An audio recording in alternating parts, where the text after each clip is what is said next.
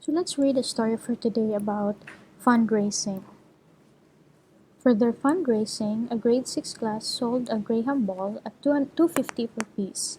If they earned 600 how many Graham balls did they sell in all? So again, this is another division problem that we are going to divide the 600 to 50, and then each Graham ball is 250 per piece. So the question is, how much Graham balls did they sell in all? So how do we divide decimals up to two decimal places? So we have here the steps. First, we need to change the divisor to a whole number by moving the decimal point to the right as many places needed to make it a whole number.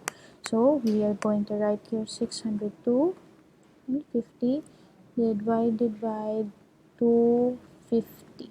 Okay, so again, you cannot divide right away if the divisor is a decimal number. So you need to change this to a whole number. So the 250, to make it a whole number, move the decimal point two places. So the 2.50 becomes 250 now. And if you're going to move two decimal places here, you need to move two decimal places here from the decimal point. So the decimal point is here. So you move two decimal places, 1, 2. Therefore, the new equation of the dividend, or the new dividend, is 60,250, and the decimal point is here.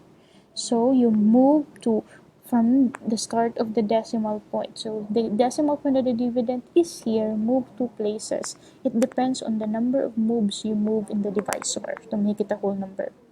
Now this is the equation, so you need to divide. So 600, you cannot divide 6 divide 250, 60 you cannot divide. If we will use 602. So 602 divided by 250, that is 2. Then we will have 500. So that is 201. Then you bring down 5. We have 1025. So 1025 divided by 250, that is 4. And then that is 1000. Okay, there's 25 remainder. There's another 0. Therefore, the answer, you bring down 0, then 250 divided by 50, that's 1. And then multiply 250, subtract, no more remainder. There's no more remainder, and then there's no other numbers here. Then you just put it there, 241. So if the question is how many Graham balls did they sell, they were able to sell 241 Graham balls. So again, in dividing decimals, first you change the divisor to a whole number by moving the decimal point to the in the divisor, and then whatever of how many moves you move in the divisor, you also move to the dividend, and then divide the number as usual, and then put the decimal point on top of the decimal point of the dividend. Let's have more examples. So what is the value of n in the equation 4.5 divided by 0.2? We have 4.5 divided by 0.2. That is, you need to move the decimal point to make it a whole number. So one move. So from here, you need also to move one move. So the new equation is this. The divisor is 2. This is 45. Here's the decimal point. Put the decimal point on top of the decimal point. Then divide now like a whole number. So 2 divided by 2, that's 4. 0, bring down 5, then divide, that is 2, that is 4. 1, there's another remainder, so you just have to put 0 over here, then bring down 0, continue dividing, then that's 5. Okay, so no more remainder, then that is the answer. The answer is 22.5. Next, what is the quotient of 0.39 divided by 0.13? So 0.39 divided by 0.13. Move two places to make it a whole number. Move two places as well. Since you move 2 here, you also move 2 in the dividend. So this becomes 13, and this becomes 39. and then there's the decimal point. So we have 39 divided 13, that is 3. So we have 39, okay, so there's no more remainder, so the answer is 3.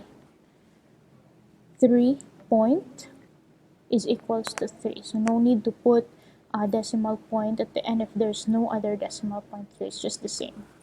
Okay, next, what is 1.8 divided by 0.8? So 1.8 divided 0.8, we have here, make it a whole number, so this one is 8. Then move 1, since you only move 1, this becomes 18. Here is now the decimal point.